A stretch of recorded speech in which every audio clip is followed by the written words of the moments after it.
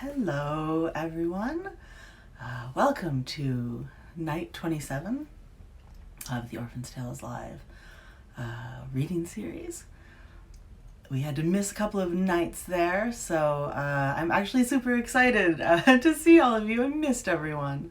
I've just been teaching all week, like all hours of the day. I have lived on Zoom, teaching about science fiction and writing and everything else, so I just couldn't make it work in between there. But my crazy teaching week is over, so I am back with you guys. Thank you for tolerating my absence. Hopefully you caught up in the archive. It's so awesome to see everyone again. See you. So yeah, hi. I don't know, I worked all day today, so it's like the day didn't exist. It was cold and gray, and my kid was cute, like most days in Maine. But yeah, so let's do our intro stuff so we can get into it. As always, for legal purposes, this is not an audiobook of The Orphan's Tales in the Night Garden. It is a play, a one-woman show. You can find music based on these books at sjtucker.com, 2 albums, and all of her other amazing music. Next time, once we're past the spoilery bit, I think we'll have a new Suj song to play in our introduction.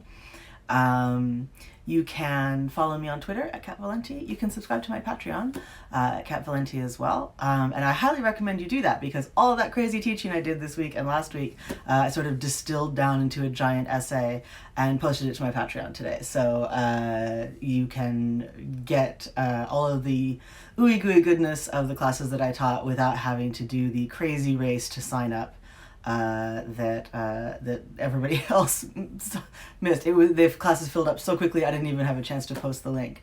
But like the essence of at least the lecture portion is now up on my Patreon with lots of jokes and all caps ranting. Unfortunately, of course, you can't do the practical stuff through essays, but you can get the gist and get my writing direction there. And as always, the awkward part, there is a tip jar in my Instagram profile as well as one on my website at catherinemvalenti.com. These are absolutely free, but if you are moved to toss a coin to your witch, it is deeply, deeply appreciated. Times are super tough for everyone everywhere, and for artists particularly, as we are very subject to the vagaries of economic decline in this way. Thank you so much to Ernesto, Allison, and Amanda, who tipped me over the last couple of days. You guys are amazing. Thank you so much. You cannot know how much it means to us. And I will thank anyone who does tip me by name on the next stream, unless you tell me you don't want me to. And then the two that I always forget. You can catch up with the archive on my YouTube channel at Catherine Valenti. No, Cat Valenti Live. Oh, my stupid name. Cat Valenti Live. And you can ask questions after the reading, but it does tend to turn off pretty quickly if people don't ask quickly. So think of the things that you want to ask while I'm reading so that you can get tippity tapping. Wore a new lipstick color for you guys tonight. Thought you might be getting tired of the Estee Lauder grandma business, as somebody called it. But don't ask me what it is because it's from a Korean company and I don't know. I can't read Korean characters, so I don't know. Yeah, okay. Well, I'm excited about where we are in the book tonight. We're about to get into some cool, fun stuff with pirates. Yeah, all right. Well, let's get started. Thank you guys all for coming back, and thank you for forgiving me for having to take some nights off here and there. My throat is parched. I should have had a big drink of water before I started. It's 27 nights, man. I've been doing this for ages now. I really should just have this down to a T, a dime. How do you say words? When you write like 6,000 words in a day, you tend to lose them as you start talking. Okay. In the garden. The girl's eyes seemed to reflect the moonlight, silver tracks appearing in the solid black of her skin. Her voice had suddenly ceased, cutting off her tale like a fisherman tying off his line. She looked into the distance at the waving plum trees, their leaves glinting dark and light as the wind shuffled them lazily. The pond rippled silkily beside them, lapping against the cattails and arching roots of the bowing willows. The boy shifted, feeling that he was hardly noticed anymore, that the girl was telling her tale to the night itself. He did not even see him sitting before her. Would she now brave his tower window to sit beside him? He feared to leave her, that he might never find her again in the vast garden, with its labyrinth of hibiscus and jasmine, its flocks of tame birds, their tails glittering like a treasure house, its tall cypresses pointing upward like the hands of pilgrims. His breath was as short as it ever was when her voice slid into him. Despite his confusion, the city of Alanor laid itself out somewhere in his belly, spreading its towers through his little body, and he had fallen into the trance that the girl could induce in him so easily, roaming these profoundly blue streets and smoke-filled alleys in his own dreaming gait, nibbling a sugared apple bought from the yellow-robed monks, and yearning to vanish into a tower of his own. Suddenly the girl focused her attention on him, and his heart leapt like a frog after the moon at its sound. "I am sorry. I'm sorry that I left you for so long. I didn't mean for you to be hurt by it." She hid her face in the shadows, and the boy trembled a little, but he did not let it show. The girl smiled, tentative as a hare in a field, and began again. The pale girl's tale continued. Snow's fingers were wet and thick. She could hardly feel the coarse net ropes between them. She turned her head away from Sigrid, shamed. She felt suddenly as if she were a ghost in her own life. This woman had been young and alone like her, had found her way to a city of gods and wolf-headed friends, whereas Snow had found nothing at all but a cold waterfront and a teasing nickname spoken so often she had forgotten what her real name might ever have been. All she had done was slowly turn the color of this freezing, heartless town, and the color of the sea that battered it with salt. She wondered if she had any blood left in her, or if her body had just filled up with water and cold. "I wish," she whispered, "that I were as brave and bright as you, that I could go to such a place and meet such folk and know about such things." Sigrid frowned, her curly hair flattened against her broad forehead by the damp, like a monk's tonsure. "It's funny, you know. I spent most of my time in Alanor wishing I were as brave and bright as Saint Sigrid. We all have someone we think shines so much more than we do that we're not even a moon to their sun, but a little dead rock floating in space next to their gold and their blaze." Snow breathed on her fingers. Their tips did not warm, even the littlest bit. She looked up sidelong at Sigrid, whose cheeks were whipped to scarlet in the wind. "I certainly thought everything in the world outshone me then, and Bags the brightest of all, until I met the next brightest of all, and the next." The Netweaver's tale continued. Bags agreed to take me to the Tower of St. Sigrid before the trio reported to the Papal Tower to finish their unsavory quest. All agreed that it was not appropriate for me to go with them, and no uncommitted youth could be given audience with the Pappas. My farewells were made with Balthazar and Bartholomew. Secretly, I was not so grieved to leave them as long as Bags was with me. They were both so fierce and serious. Bags was dear to me as a pup to her litter mate, but his brothers frightened me sometimes, and their solemn yellow eyes and muzzles that seemed to cease their smiles when I turned away. His rust-colored fur caught the late afternoon sun and turned it to a sweet, merry fire. The darkness of the black Pappas seemed to have slid from him like old clothes once he had crossed the threshold into Alanor, and his wolfish face wore a wide smile. He seemed to be breathing in the city as we walked. "It's all right you're not coming with us, you know. You might be uncomfortable. Most of the chrysanthemums are like me. If not kynocephaloi, other half-breeds of various kinds. The Sigrids are lovely, despite what Bartholomew says. We don't strictly have a deity, like most of the towers. We don't really pay much attention to stars. Either way, the divine is present in the earth, in all growing things, in all life and all death, and the bow guides us through life with carrion through death. That's enough for me." Bartholomew looks down at some because they don't have any sort of worship at all, like the patricides, or because they idolize a person who couldn't possibly be better than any other person. But I never met a Sigrid who wouldn't steer her boat to your aid if you called her, and that's the truth. He giggled behind his brown, splay-fingered hand. "Of course, they're terrible at Lo Shen. They can't help it. They lead with their triremes every time. Suddenly he stopped, and a shadow passed over his face like a cormorant's wing. I wonder if I'll ever be allowed to enter our tower again. Don't think there is divinity to be found in the death we gave. He snapped back to me as quickly as he had gone into himself. Here we are. The Tower of St. Sigrid was a mammoth spire made entirely of broken ships. Prows jutted out at all angles, long keels and tall masts wrapped in the walls, rigging and sails like vines and veils hanging haphazard from every window. At the entrance stood a gargantuan ship's wheel, warped and splintered with age, casting its long shadow toward the bolted door. The sentry was a muscular woman whose head had been roughly shaved. Her wide, flat teeth shone brightly. At the sight of her, Bag's eyes lit like lamps on a midwinter night. She greeted my canine friend with an enormous embrace that would have cracked the bones of a muskox. Bags, old mate, you whelp! You never come to see me any more. Afraid I'll take your god down a peg or two. Not as long as you keep throwing your reams around like they're 10 for a penny. He clapped her prodigious back and rubbed her bald head happily. I've got a recruit for you, Sigrid. We picked her up on the lichen flats up north. She's a dear, eager little thing, but she hasn't quite made up her mind as to a tower yet. Likes her morning bacon a bit too much to come in with us. He winked at me, and I blushed deeply, ashamed at his guess. The woman looked at me, her gaze roughly measuring me as if for some bizarre suit of armor. She's skinny, and the hair will have to come off, came the judgment.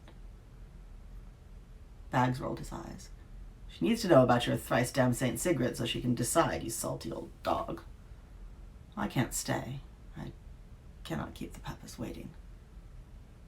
At this, the woman's brisk expression softened as she dropped an elephantine arm around my shoulders. No, of course, you go. I trust it went well, or you wouldn't be back. We all appreciate what you've done, Bagsy. I'll tell Skin and Bones here what she needs to know. Bag's eyes filled with tears, but he hid it well, like a thief slipping a ring into his pocket. He hugged me as tightly as a bear shaking a tree for fruit, his furry face buried in my neck. He whispered a tight thank you and turned to go. I reached out to stop him. Wait, Bags, when I asked to come back in my village, you said something strange to the others, something from the Book of Carrion. What was it? Tell me. Bags grinned, looking impossibly like a cat, and laid his finger aside his nose. And the wolf shall lead her astray under the edge of the sea, and there she will find the city of the lost, where her skin will fall away, and the beast will swallow her whole. Prophecy, love. Best hope it's not you. When he had gone, the bald woman sat heavily on the snowy ground, and gestured with a tattooed hand that I ought to sit beside her. He's only teasing. The Book of Carrion's full of gibberish and dog speak. Pay it no attention. It means less than a flapping sail and a strong wind. I'll tell you the way of things. I'm called Sigrid. We've all taken the name of the great lady in her honor. I don't care in the least what your name is. It'll be Sigrid if you want to sail with us anyhow. Listen to this old deckhand, and I'll tell you the tale of the great navigator. The tale of St. Sigrid. In the name of the mother, and the monster, and the mast. Amen. In the 15th year of the Second Caliphate, a child was born in the blessed city of Ajanab to a family of traveling spicers whose fingers smelled forever of cinnamon and coriander. Their barge stayed in the port of Ajanab for many years, but they were not native to the city that witnessed the birth of the saint. Where they came from, in truth, is lost to us now. Indeed, Ajanab seemed not to recognize the blessing of heaven, and tried many times to expel the merchant barges, which were as great in number as flocks of sparrows in the autumn sky. As flocks of sparrows in the autumn sky from their great harbor, claiming that the families brought disease and sloth with them from notorious lands. The child was christened Sigrid, and she was a great beauty even as a girl, with rich brown skin and thick hair the color of all her family's spice stores milled into a shade of dark brown, shot through with gold and red, and eyes the color of a lion's paw. But she had been born with a strange deformity, which brought a secret shame onto the backs of her parents. Her father wept and accused her mother of coupling with a demon. Her mother suspected their family gods had turned against them and delivered them a daughter with harpy blood. For Sigrid was possessed of 3 breasts, and as she grew, this strangeness became impossible to hide. So each morning before taking her daughter to the spice market, her mother bound her breast with lengths of rough cloth. Each morning she patted Sigrid's cheek and stifled tears as she wound the fabric. When she became a woman, Sigrid performed this penance herself, crushing her small but plainly monstrous chest beneath straps of leather and buckles of lead, and all after a long while she stopped weeping while she did it.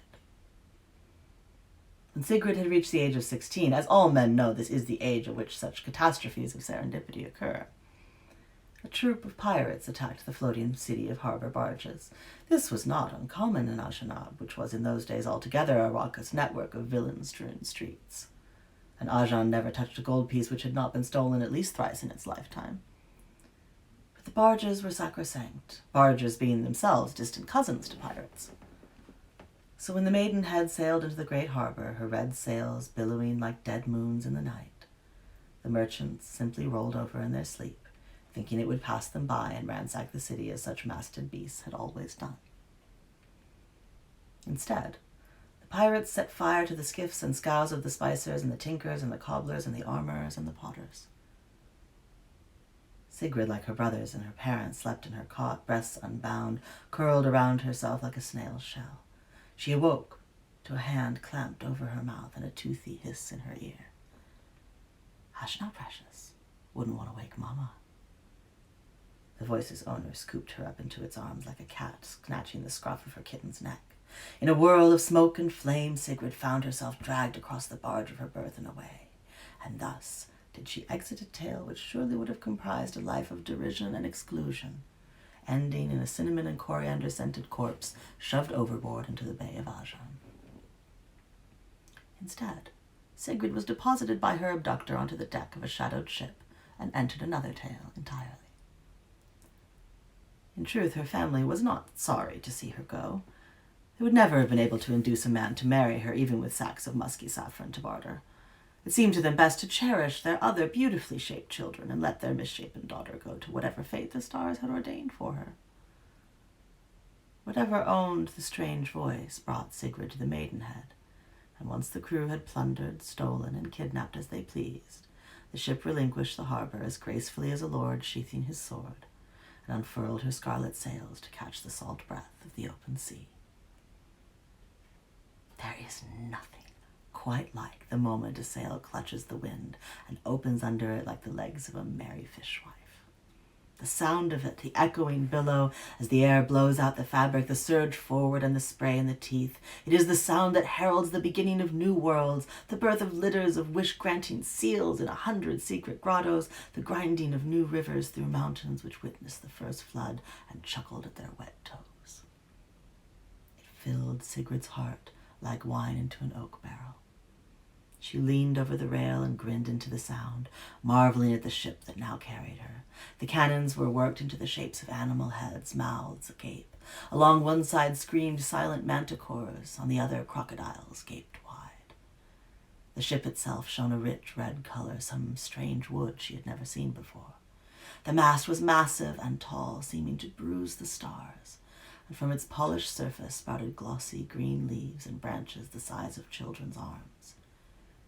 Was a tree, a living tree, drinking from sea and sky, bearing the sails and lines with good nature. It did not seem to mind the salt or the rough wind, but opened its leaves like glad hands. Where the crow's nest ought to have been was an explosion of branches heavy with leaf and orange fruit, thick enough to bear a lookout. The sails were deep red, and Sigrid wondered if this was not a very disreputable pirate ship to flout the sage tradition of black sails. The rails were curled and carved with arcane designs. It was unlike any ship she had ever seen in Ajanab, and unlike she suspected any ship on the dark-waved sea. The usual bustle of a ship underway streamed around her, for the most part ignoring the new passenger, as sailors are wont to do. But they were an unusual crew, besides the standard complement of inhuman creatures galloping. Yes, she certainly saw a satyr and possibly a small-shouldered centaur, or slithering, That woman struggling with a bag puffing yellow spices was surely a Lamia. Across the decks, the ship appeared to not possess a single male inhabitant. And here we have an illustration of one of the cannons. I want a cannon like that. How do you like her, my Ajahn waif? A strange voice sounded again from behind her, soft and hard altogether, like a golden hammer sheathed in fur.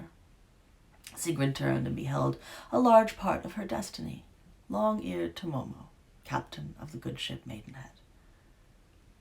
Tomomo was strange-looking for that part of the world, but not unhandsome. Her eyes were dark and desultory, her hair long and black, straighter than a crow's leg. Her skin like oft-touched ivory, its shade having long since lost its white to the strokes of many fingers. Her dress was not garish, as the coats of pirates so often are, but simple stag-skin vests and trousers, and her hair bound in a long braid that brushed her thighs. Later, Sigrid would often hear her refuse the captain's hat with its bouncing peacock feathers and golden buckles, remarking that if she were to die, as she would surely draw attention of the murderous kind in that hat, they might never get the hideous thing off her, and her gods would laugh at her when she met them in hell. The ship, ma'am? Sigrid paused, unsure. Sir? Tommy's good enough for my girls, and it's good enough for you. Yes, the ship.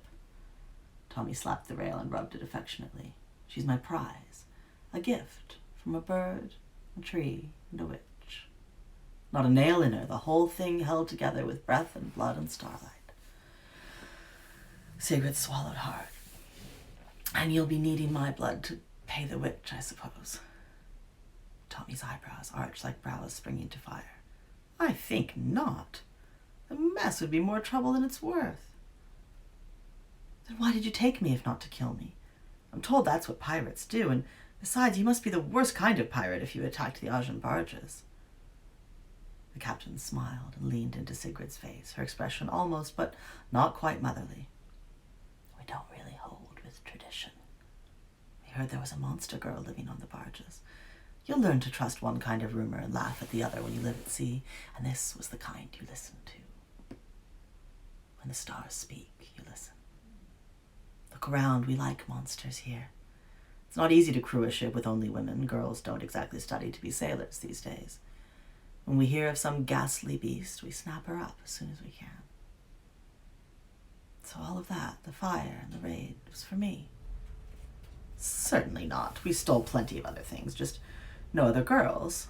You're part of our crew now. You've been pressed into naval service, my little powder monkey.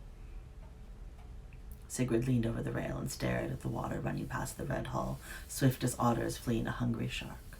She contemplated the loss of her family, which she did not feel greatly, and her new place as a monster among monsters. Though some of the sailors had appeared human, she began now to suspect none of them truly were, and at that moment, Tomi leaned over the bar alongside her. Tomomo's reflection in the water was that of a woman's body, but it was crowned not with Tomomo's smirking face, but with that of a bright-eyed fox, its fire-shaded fur buffeted by the wind. And we will pick up tomorrow with our wonderful pirate crew and the tale of the good trick. I do love my pirate ship in the Maidenhead. If you have any questions, you can ask them now. I was reminded a couple of months ago why I named it the Maidenhead, other than the obvious that it's a pretty good name for a ship full of women. There was a sailing yacht called the Maiden back in the 80s. It was the first all-female crew to compete in this very famous race around the world. And I was so enchanted by that as a kid. My dad has sailed all his life. I was on the sailing team in college, sort of grew up on the water, and I was just so obsessed with Maiden at the time.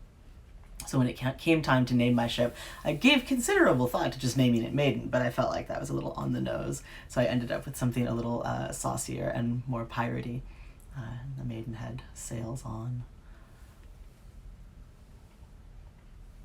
Does anyone have any questions?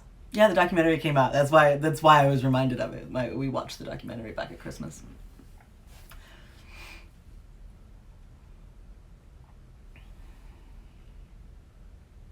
I'll do our outro business while people think of questions to save time. So for legal purposes, as always, this is not an audiobook, this is a play. You can find music based on these books at sjtucker.com. You can follow me on Twitter at @CatValente. You can subscribe to my Patreon, which is full of beefy new content just posted today. The content of all the classes I have been teaching distilled into a really long stand-up comedy bit about how to write decent stories. And that is also Cat Valente. You can catch up in the archive at Cat Valente Live on YouTube. There is a tip jar in my Instagram profile and my YouTube profile, and one on my website at catherinevalente.com. These are absolutely free, and you don't have to tip me, but if you are so moved, I deeply, deeply appreciate it. Times are very tight for us and our little family. So if you feel like tossing a coin to your witch, it will go to good use. And I will thank you personally on the next stream. You guys are amazing, and your support is what keeps me going. So thank you so much. And that's it. All right. I wonder where the Sigrid started with the head shaving. I mean, it kind of makes sense. I don't know if you've ever sailed in salt water. Like, hair can be a real problem. But I don't remember if it's actually addressed in the book or not, why the shaved head. It probably is. I bet Sigrid shaves her head at some point. I don't know. I don't remember. I remember big things from Sigrid's life, but I don't remember exactly everything, as usual. My memory of these books is shocking. But, you know, how much do you remember about the stuff you did when you were 22? Oh, I'm so glad that they cheer you up and that you're having fun with these. It certainly cheers me up. It puts me back in a time and place, though. I think about all the people that I knew then, and I've been looking them up on Facebook, and just like, wow, like, life has progressed so much. 18 years is such a long time, really. But, you know, life goes on, and I'm glad that I have this sort of crystallized moment in time between two covers of the things I loved and was passionate about and thought and was trying to process and work through at that time in my life, which is a very small part of what a book is, but it is.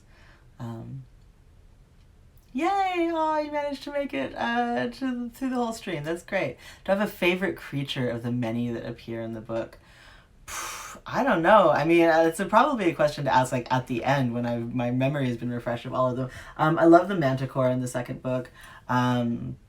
I like Saint Sigrid a lot. I really like the Yi. I think they're pretty different and cool. The Hungry Ghosts in the second book. I mean, I like the creepy ones. I love Taglio. Taglio is actually, his species is one of the few that I made up myself. And part of the reason I made them up myself is that the creature I actually wanted to use, part of their name is pronounced Sith, and you really can't roll with that anymore. Thank you, George Lucas.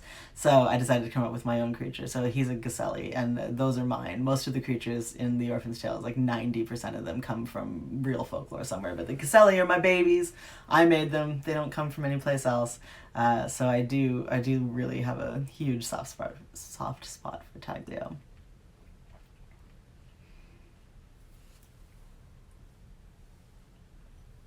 The ship tree is cool too.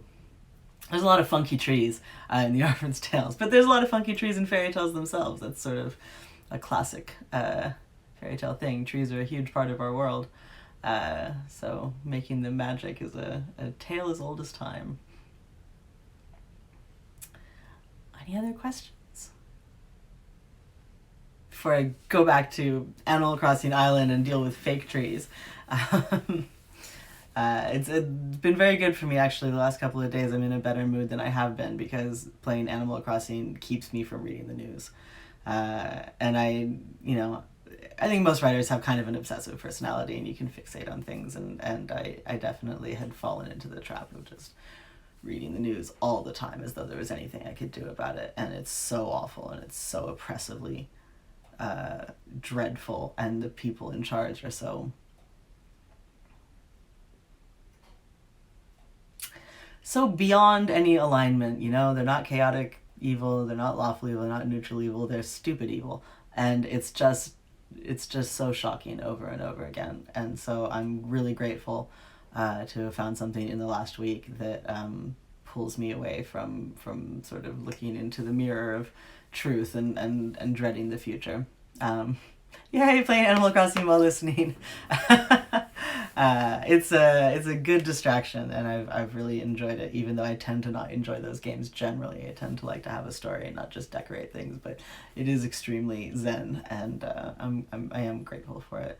I feel a little more able to write, having not just filled my head with horrors all day, and the horrors are still there, and God, it's rough, but at least there is a shiny place to go.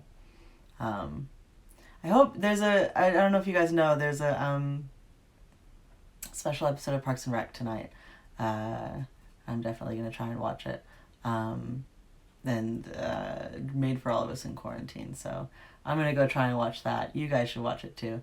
I'll see you guys tomorrow night. Same fairy tale time. Same fairy tale channel. 8:30 p.m. Eastern Daylight Time. Bye. Love you all.